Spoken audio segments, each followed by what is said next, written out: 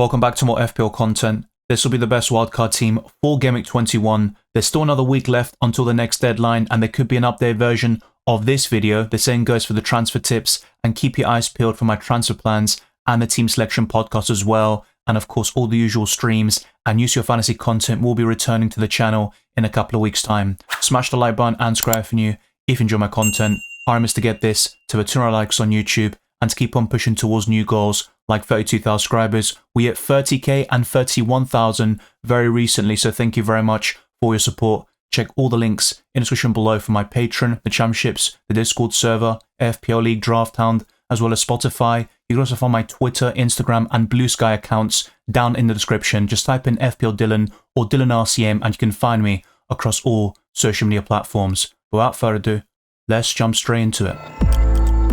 My squad value is approximately 104.1 million, but in terms of pure spending power, it does decrease to 102.1 million. So effectively, if I sell every single player and remove them from my squad, that's the amount of money I've got available to spend on this 15-man squad on the wildcard. Some of you watching might have even more available and some will have even less. I'll discuss alternatives as we go along and try to highlight the pool of players in each position you should be considering due to a mixture of form, fixtures, and player quality. Let's start off with the two goalkeepers. The podium of the best options in this position remains, but I think there are two standouts in this position.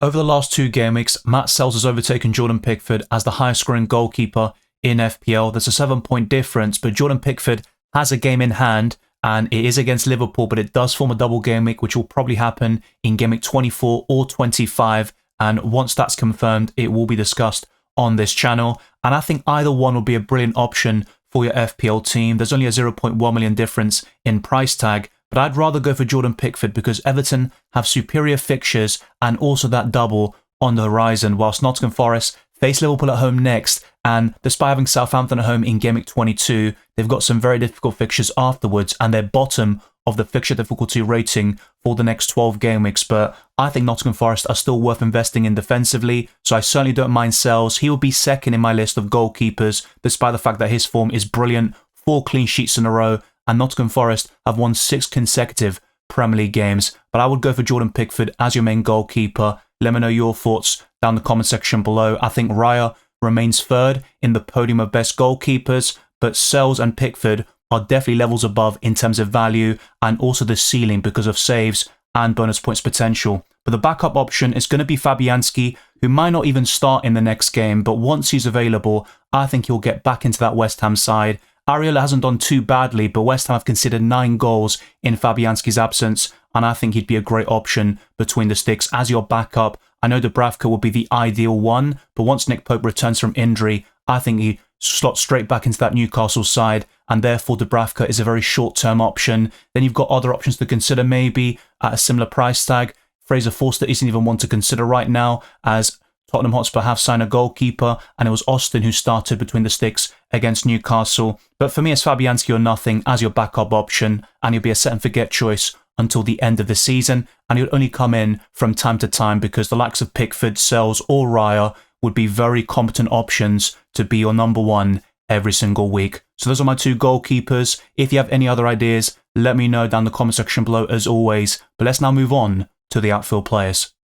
Despite Nottingham Forest being near the bottom of the FDR over the next 6 game weeks and longer term, they would be bottom, I still think it's worth investing in one of their defenders or Sells in goal, and Aina has been the Premier League's best right back so far this season, and he offers a bit of goal threat, although it's quite unsustainable, which I have covered over the last couple of months. Milenkovic will probably score more goals and get more goal contributions, and he's also even cheaper. But in terms of Nottingham Forest keeping a clean sheet, Aina's always more likely to get bonus points, so if you've got the extra money, I think it's worth investing in Aina, but Milenkovic is certainly fine, and if Nico Williams continues to start, you're not going to find better value at 4.3 million or below, but that's going to be less secure than an Aina or Milenkovic, and of course Sells in goal would be another brilliant option between the sticks. Now you could actually swap Aina to Konate around game week 23 or 24, so that way you can enjoy Aina's fixture against Southampton at home in game week 22, then switch to a Liverpool defender when they host Ipswich Town at home, and then have a double game week in 24 or 25,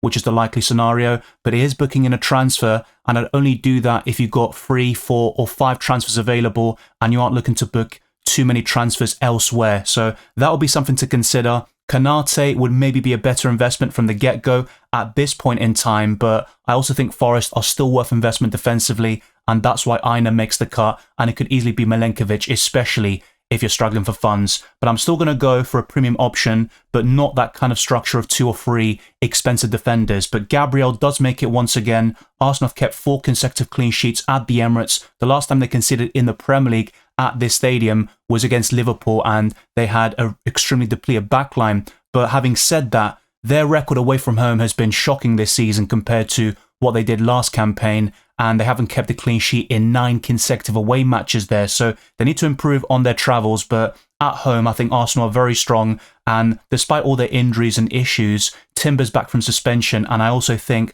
they can build a very solid foundation from the defence, and that's their best chance of competing for the title. So Gabriel does make it, and I don't even mind a double up in the Arsenal defence, but if you've got a triple up, I would recommend trimming that down a little bit and investing in other teams like Everton, Nottingham Forest, Liverpool, etc. They'll all be covered, of course, in this section. Next up, though, is going to be the informed Lewis Hall, who blanked against Tottenham, but that's 42 points in the last 5 game weeks. That's outstanding, and he offers that attacking potential, and he'd be one of my favourite defenders to invest in, especially at his price and below. But there will be that question of, should we go for Hall or Munoz? Why not both on the wildcard? I recognise it will be more difficult for those that aren't activating the chip this week, but I think these two form part of the best defensive line on the wildcard, and Robinson would be another one, but you can compensate and go for a cheaper option in Timothy Castagne or Joachim Andersen, and I'd currently go for the Belgian right back, but honestly I think both of them are completely fine, and this is a very nice structure. We've got 1 premium defender,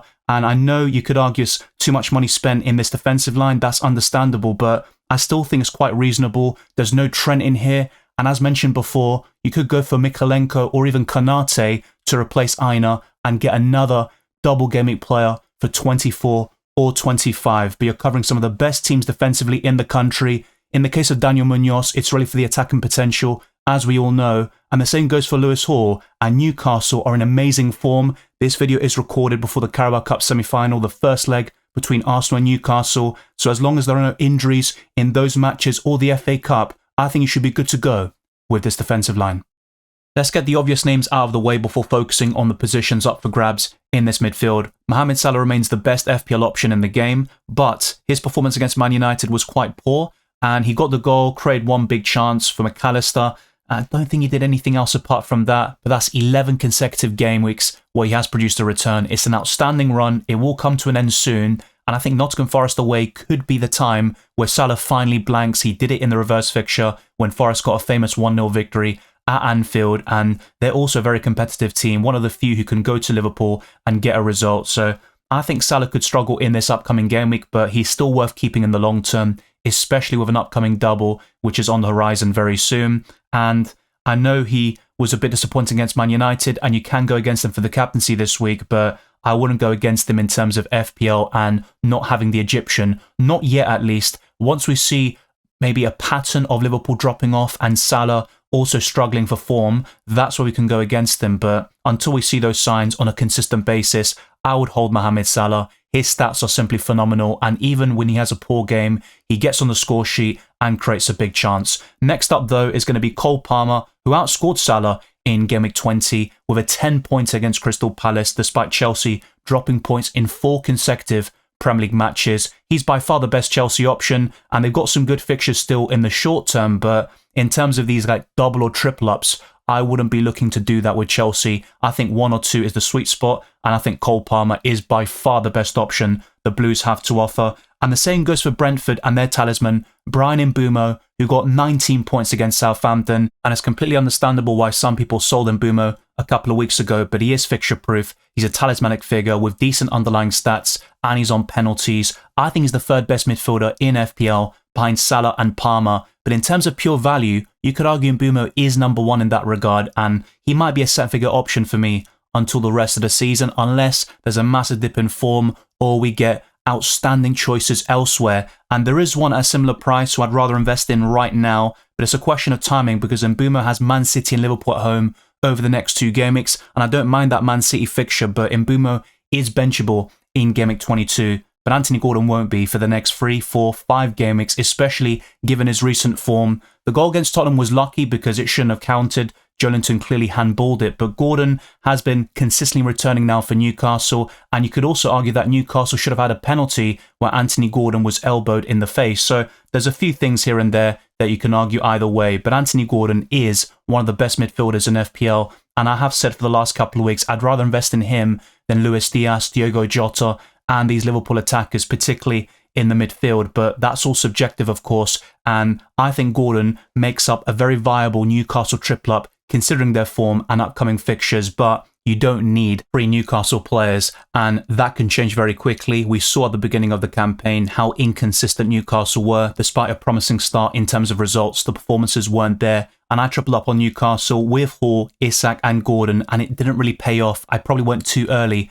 in that regard. But the 5th and final midfielder is a budget option. I'd highly recommend having one option at least at that price point and below. And Morgan Rogers remains the best option. He's the most consistent and he's back from suspension now. That will be a massive boost for Aston Villa. But other options include Amad Diallo. You might also want to consider Jacob Murphy if you don't go for Anthony Gordon in this midfield. But I think Rogers remains the best option, and you're going to get inconsistencies from the others, especially when you look at Amad Diallo and Man United. They might even struggle in some of their upcoming games despite them being better fixtures on paper than Liverpool, and it seems like Amad Diallo gets these big returns against Liverpool and Man City away, then he blanks against Bournemouth at home, and these more appealing fixtures on paper. But football has been funny, especially this season, and the Premier League has been extremely balanced, and you never know what you're going to get, and Man United are going to be one of the most inconsistent teams around. Aston Villa have also experienced a drop-off from last season, but having said that, Rodgers has been a talismanic figure for them, and he's by far the best option that the Villains have to offer across all positions. So that makes up the best midfield 5 for me on the wild card. You might want to structure it a little bit differently and go for another budget option like Ismail Assar or Eze. Although he's technically not a budget option, he'd be more accessible than Mbeumo or Gordon. Luis Diaz remains a decent choice, especially for the upcoming double. Once McNeil returns from injury, that could be something to look at for the double as well at 5.2 million. But ultimately, considering all the circumstances and injury situations right now, I would go for Salah, Palmer, Mbeumo, Gordon and Rodgers to complete your midfield. There are several options up front that are worth investment, but in terms of identifying the clear standouts, that's going to be more difficult from this point onwards. I think some of the best forwards in FPL like Chris Wood and Cunha have poor fixtures, so you could easily go against them and maybe chase the upside elsewhere with the likes of Jean-Philippe Mateta with excellent long-term fixtures, and even over the next 4 to 5 game weeks, you can get some immediate results from those sorts of assets. Cody Gakpo is another one. Raul Jimenez offers great value at around 5.6 million, and he was in the recent wildcard video, but it's all a question of timing, and this week I'd rather invest in Chris Wood than Raul Jimenez, for example, despite the fact that Chris Wood has Liverpool at home. You can bench him this week, start the entire midfield 5 or even a back 4, and then reintroduce Chris Wood against Southampton at home, and I think he's a seven-figure option in most game weeks, and to be fair, even against the best teams in the country, especially at home, Chris Wood can score and get those famous bonus points. There's no one better at it in terms of getting 1 or 2 bonus points from a draw, where Chris Wood's not the only goal scorer, by the way, but he still gets some of the action. And if he's the only goal scorer, the chances are he's going to get maximum bonus points more often than not. But next up is going to be the best striker in FPL, and I've said this for several weeks and months now. Alexander Isak is on fire. That's 6 consecutive games where he has scored. He's only a couple of matches away from matching Jamie Vardy's record. And you look at Newcastle's upcoming fixtures, he could actually do it. He does face Bournemouth and Fulham very soon, but they are home matches, so I think Isak has a great chance of equaling this record. Wolves at home next. I think he's actually a great captaincy option to rival Mohamed Salah, and spoiler alert, he might be my favourite option even over Cole Palmer and all other options. I'm not just talking about this setup with these 5 midfielders and 3 attackers, but also Erling Haaland and those that haven't made the cut in this best wildcard team. But the third and final forward is going to be Jean-Philippe Mateta, and he's really going to be a short-term play and a placeholder for a Matheus Cunha, who for me is probably the 2nd or 3rd best forward in FPL. But Wolves have terrible fixtures coming up, and they showed a lot of vulnerabilities against Nottingham Forest, despite the fact they probably should have scored a goal or 2 at the very least, but their finishing wasn't good enough on the day. Strand Larsen missed a big chance. He's not a bad budget choice, but Raul Jimenez would be the preference, and even Joao Pedro, who can be very inconsistent and frustrating, but as an 8th attacker and 3rd forward, He's going to do the business, especially in some of these big games, and you can start him week in, week out and get some big returns in the process. But I'm going to go for Mateta as this kind of short-term play. There's no Ismaila Sarr or Eze in the midfield, and I wouldn't recommend a Crystal Palace triple up. I think that's probably excessive. 1 or 2 is the sweet spot, and Munoz is the most appealing for me. Then you're looking at one of Sarr, Eze, or Mateta, and I've currently gone for the Frenchman up front, who got an 8-pointer in the last game week, and he did score in the reverse fixture against Leicester City. In fact, he got a very healthy return, so I think Mateta has got the fixtures and also the capability to get some big returns over the next 4 game weeks. But in the long term, I'd move him on to Matheus Cunha once Wolves' fixtures turn for the better. So that completes the best 15-man squad. Let's now head over to our website called FPL.team. It's one of the best in this game and in the community to visualize future game weeks. And I'm going to talk about the captaincy as well. I would choose Jordan Pickford as your main goalkeeper, but if you do decide to go for Sells, you might want to start Fabianski over him because Liverpool at home looks like a really tough proposition. Then again, I think Sells is the type of goalkeeper you never want to bench. The same goes for Jordan Pickford. They get returns when you least expect them to, and they've been 2 of the best options in this position quite clearly. So I think maybe the best play with those options is to start them every single week, and Fabianski will only come on when needed if they somehow miss out due to injury or suspension. Now the backline comprises of Munoz, Gabriel and Lewis Hall, and a midfield 5 of Rodgers, Salah, Palmer, Gordon and Mbeumo.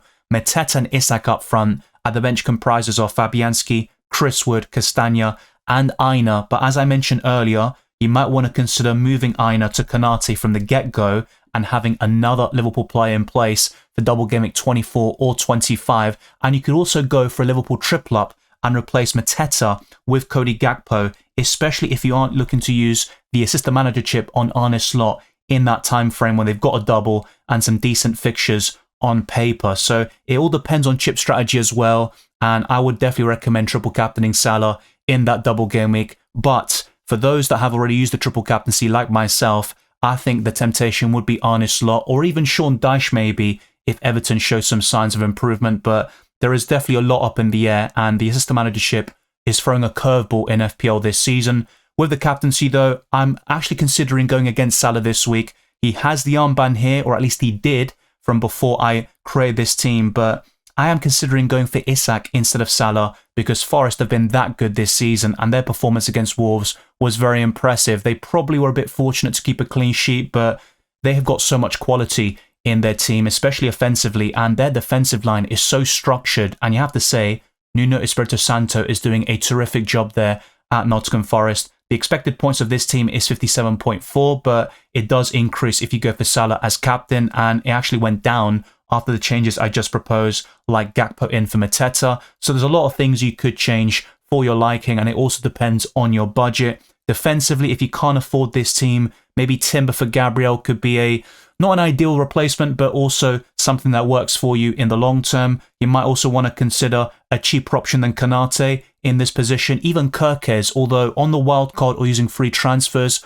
I don't think it's the best time to invest in Bournemouth defensively. But as I mentioned in my transfer tips, if you've got Howson and Kirkes, they're probably worth holding on to in the long term, and they can keep clean sheets when you least expect them to as well.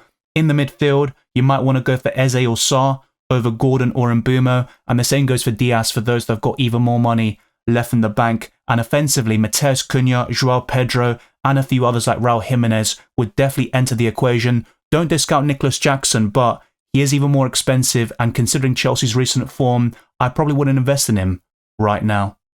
If you haven't already, check out the link in the description below for Drafthound. I'd highly recommend it. Their wildcard team on the left-hand side is very strong. Dubravka and Pickford is the best set of goalkeepers you can choose right now, but Dubravka is a very short-term option. Once Nick Pope returns from injury, Dubravka will be made redundant in FPL terms. Lewis Hall, Aina and Nico Williams complete the back three with Salah, Palmer, Foden, Mbeumo and Savio, who has been excellent for Manchester City. Isak and Gakpo complete the front line, and you've got Pickford, Jimenez, Milenkovic and Quansah on the bench. The only things I disagree with is the Newcastle double up defensively, because Dubravka is a very short-term option. I think a triple up in Nottingham Forest defensively might have been good a few weeks ago, but I definitely just go for the one right now with their upcoming fixtures in mind, and the alternatives like Munoz, Gabriel, Lewis Hall, Castagna, Robinson. You can go on and on. Mikalenko would be another. And this double up in the Man City attack is probably something you shouldn't go for right now. If you've got Foden or Savio, you keep them with their upcoming fixtures. But long term, City have some very tough opponents on the horizon. And I don't think it's the Man City we all know just yet. So I'd be very careful about that. But Savio is a very nice punt at that price and below if you want to go a bit different and chase the upside. But I think the best time to invest in Man City would be around February, especially in terms of fixtures. Cody Gakpo and Jimenez, though, are excellent shouts up front, and most of these players I've recommended throughout this podcast. Thank you very much for watching this video and also tuning into all my content. It's very much appreciated. If you haven't already, smash the like button and subscribe if you're new. Let's try to get this to the 200 likes and to keep on pushing towards new goals like 32,000 subscribers. Follow me on Twitter and Instagram, DylanRCM, and check all the links in the description below for my Patreon and the championships for early access to my videos, amongst many other perks. The Discord server, FPL League Drafthound, as well as Spotify can also be found in the description. And you can find me on Blue Sky too. There's so many different social media platforms. I'm on most of them, but it's impossible to be active on every single one, you could say. Thank you very much for your support. As I said, we have hit so many goals in the last month or so. And in 2025, we're looking to reach even more objectives for UCL Fantasy and FPL. Take care, enjoy the football, and I'll see you very soon for more FPL content.